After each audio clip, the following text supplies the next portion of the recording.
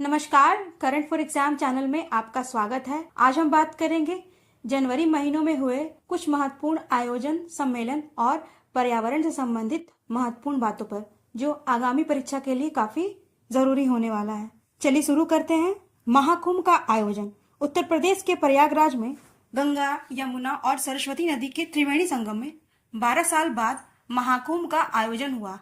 महाकुंभ 13 जनवरी से 26 फरवरी तक चलेगा। इस दौरान देश के साथ विश्व के अन्य हिस्सों से भी लाखों श्रद्धालु यहाँ पहुँच रहे हैं। महाकुंभ में स्नान करने का सनातन धर्म में विशेष महत्व है। यह उत्सव दुनिया भर में लाखों लोगों के लिए श्रद्धा और आस्था का केंद्र है। उत्तर प्रदेश की योगी सरकार इस महाकुंभ के आयोजन पर करीब 5,435.68 करोड़ रुपए खर्च कर रही है। पिछली बार 2013 में यह आयोजन किया गया था। महाकुंभ मेले से जुड़ी कुछ खास बातें। महाकुंभ मेला हर 12 साल में लगता है। यह देश के 4 प्रमुख तीर्थ स्थलों पर लगता है। ये 4 तीर्थ स्थल है प्रयागराज, हरिद्वार, उज्जैन और नासिक। मान्यता है कि देवताओं और असुरों के बीच समुद्र मंथन के समय इन 4 जगहों पर अमृत की बूंदें गिरी थी।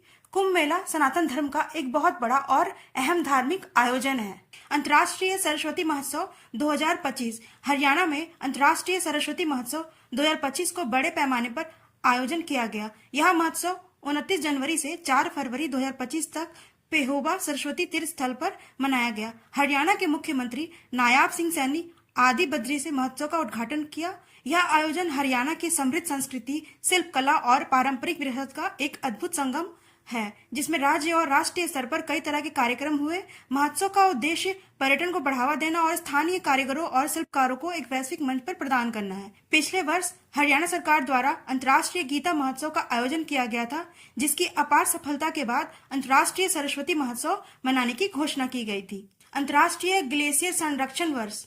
संयुक्त राष्ट्र ने वर्ष 2025 को अंतर्राष्ट्रीय ग्लेशियर संरक्षण वर्ष और 21 मार्च को विश्व ग्लेशियर दिवस के रूप में नामित किया है। इसका उद्देश्य ग्लेशियरों के जलवायु प्रणाली और जलचक्र में महत्वपूर्ण योगदान के प्रति वैश्विक जागरूकता बढ़ाना है। संयुक्त राष्ट्र के मुताबिक हिंदू कुश हिमालय क्षेत्र की कार्योस्फीयर वैश्विक औसत से दुगनी तेजी से गर्म हो रही है। दुनिया भर में 2,75,000 से अधिक ग्लेशियर है, जो लगभग 700,000 वर्ग किलोमीटर को कवर करते हैं, जिसमें बर्फ की चादरें वैश्विक मीठे पानी का लगभग 70% संग्रहित करती है। हिंदू कुश हिमालय क्षेत्र में ग्लेशियर पिघलना चिंताजनक है, क्योंकि लगभग 240 मिलियन लोग अपने जीवन और आजीविका के लिए सीधे इस पर निर्भर हैं। हिंदू कुश हिमालय क्षेत्र में ध्रुवीय क्षेत्रों के बाहर बर्फ का सबसे बड़ा भंडार है। ग्लोबल वेटलैंड सिटीज नेटवर्क विश्व स्तर पर 31 वेटलैंड मान्यता प्राप्त शहर है, जिनमें इंदौर और उदयपुर पहले भारतीय शहर है। पर्यावरण, वन और जलवायु परिवर्तन मंत्रालय ने हाल ही में 3 भारतीय शहरों की दावेदारी पेश की थी। होलकर राजवंश द्वारा स्थापित इंदौर भारत का सबसे स्वच्छ शहर है तथा इसे स्वच्छता एवं शहरी पर्यावरण के लिए भारत की स्मार्ट सिटी 2023 और 2024 से सम्मानित किया गया है।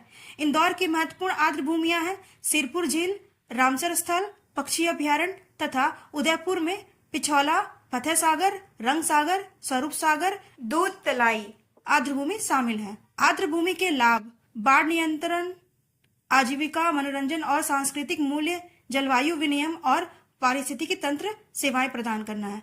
प्रधानमंत्री नरेंद्र मोदी ने दोनों शहरों को बधाई दी और हरित स्वच्छ शहरी स्थानों के प्रयासों को प्रोत्साहित किया। विश्वव्यापी पहुंच 17 देशों में 43 शहरों को वेटलैंड शहर के रूप में मान्यता दी गई है। मान्यता मानदंड रामसर कन्वेंशन COP12 द्वारा निर्धारित 6 अंतर्राष्ट्रीय मापदंडों के अनुसार होता है। पहला, शहरी आर्द्र भूमि का संरक्षण, स्थानीय समुदाय के सामाजिक आर्थिक लाभ, टिकाऊ शहरी विकास को बढ़ावा देना। WCA 6 वर्षों के लिए मान्य होता है। विश्व का सबसे शक्तिशाली हाइड्रोजन फ्यूल ट्रेन इंजन। भारतीय रेलवे ने विश्व का सबसे शक्तिशाली हाइड्रोजन फ्यूल इंजन ट्रेन बनाया है। इसकी जानकारी रेल मंत्री अश्विनी वैष्णव ने दी थी।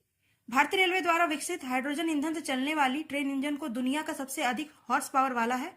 ऐसी पहली ट्रेन हरियाणा के जिंद सोनीपत मार्ग पर जल्द ही परीक्षण के लिए चलेगी। वर्तमान में दुनिया के केवल 4 देश जर्मनी, फ्रांस, स्वीडन और चीन ऐसे ट्रेन इंजनों का निर्माण करते हैं। ये इंजन 500 से 600 हॉर्स पावर शक्तिशाली है। भारतीय रेलवे द्वारा स्वदेशी तकनीक का उपयोग करके निर्मित इंजन 1200 हॉर्स पावर के हैं। इस श्रेणी में अब तक की सबसे अधिक शक्तिशाली है। चलिए जानते हैं हरित हाइड्रोजन के बारे में। हरित हाइड्रोजन नवीकरणीय ऊर्जा का एक रूप है। इस ईंधन को अक्सर भविष्य का ईंधन कहा जाता है।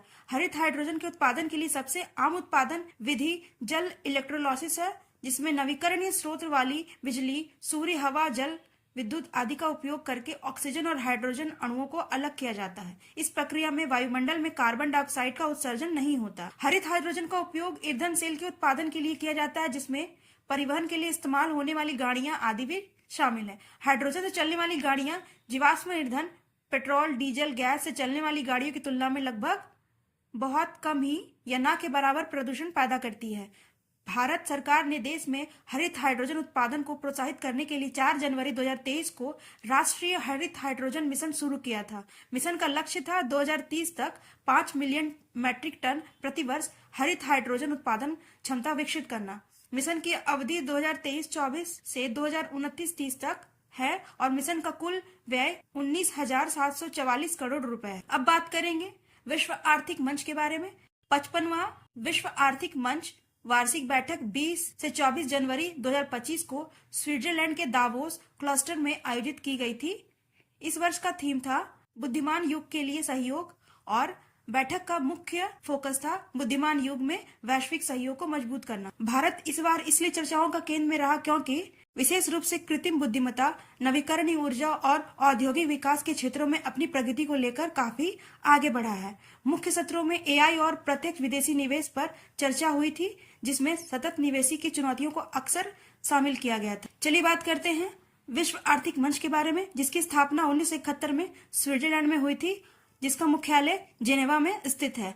विश्व आर्थिक मंच का उद्देश्य वैश्विक हितधारकों के बीच साझेदारी को बढ़ाना है, साझा चुनौतियों के समाधान के लिए सहयोग मंच प्रदान करना है। विश्व आर्थिक मंच द्वारा प्रकाशित की गई रिपोर्ट है global competitive report, energy transitive index, global gender gap report, global risk report, fostering effective energy transition 2024। आशा है कि मेरी प्रस्तुति आपको अच्छी लगी होगी, जो आपके आगामी परीक्षा में आपको सफल बनाएगा।